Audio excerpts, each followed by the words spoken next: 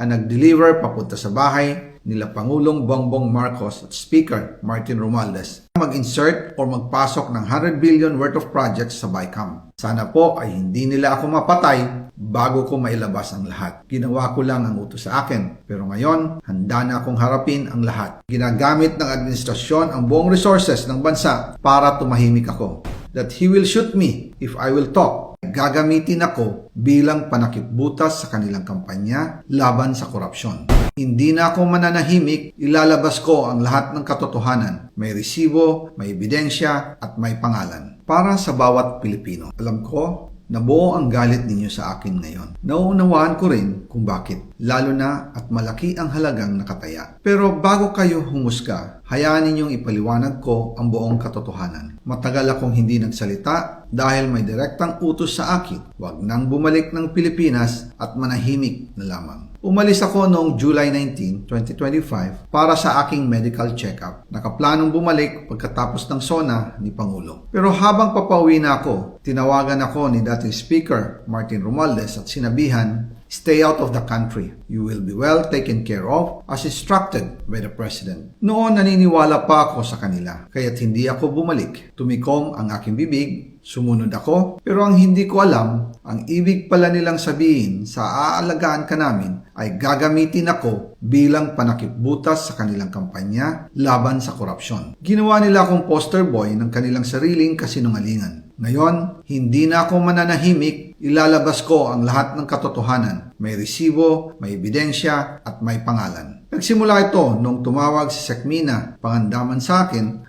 nung nag-umpisa ang BICAM process last year, 2024. Ang sabi niya, katatapos lang ng meeting nila ni Pangulo at may instructions na mag-insert o magpasok ng 100 billion worth of projects sa BICAM. At sinabi pa ni Sekmina, "You can confirm with Yusek Adrian Bersamin dahil magkasama sila sa meeting ni Pangulong BBM noong araw na yon." Tinawagan ko po agad si Yusek Adrian Bersamin at tinanong ko kung may instruction nga ba ang Pangulo na magpasok ng 100 billion during their meeting. Ang sabi niya ay totoo nga po.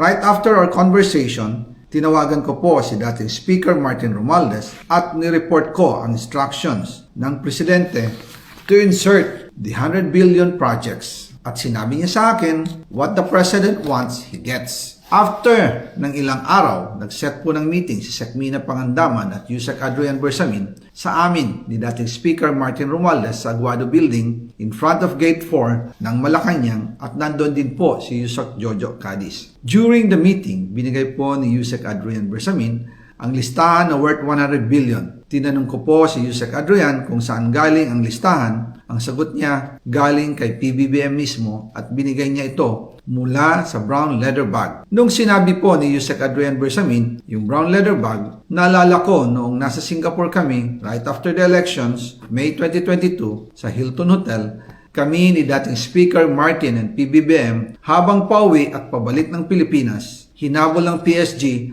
ang brown leather bag at ang sabi ni PBBM, maiwan na lahat, wag lang ang brown leather bag. Kaya naniwala ako na utos talaga ito ng Pangulo. Pagkatapos ng ilang araw, I informed sina dating Speaker Martin Romualdez, Sekmina Pangandaman, Yusek Adrian Bersamin, and Yusek Jojo Cadiz na kung pwede 50 billion lang ang ipasok sa program funds dahil sobra ang DPWH funds versus sa DepEd. In practice, hindi pwede na mas malaki ang budget ng DPWH kaysa edukasyon. And yung balas na 50 billion, ilagay na lang sa unprogrammed funds for the 2025 budget. Dahil Office of the President din ang nagre-release ng lahat ng unprogrammed funds. Pagkatapos ng isang araw, tinawagan ako ni Sekmina at sinabi ang mensahe ng Pangulo, ipasok ninyo yan dahil pinangako na sa akin ni Speaker Martin yan at hindi na pwedeng baguhin. Kumbaga, ang utos ng hari hindi pwedeng mabali. Again, I informed the Speaker and asked clearance about the instructions ng Pangulo. At ang sabi niya, wala tayong magagawa. Kaya po nagtataka ako kung bakit sinasabi ni Pangulo na hindi niya makilala ang budget. Samantalang lahat na binawas at dinagdag sa mga ahensya ng gobyerno ay humihingi ng approval sa kanya si Sekmina Pangandaman.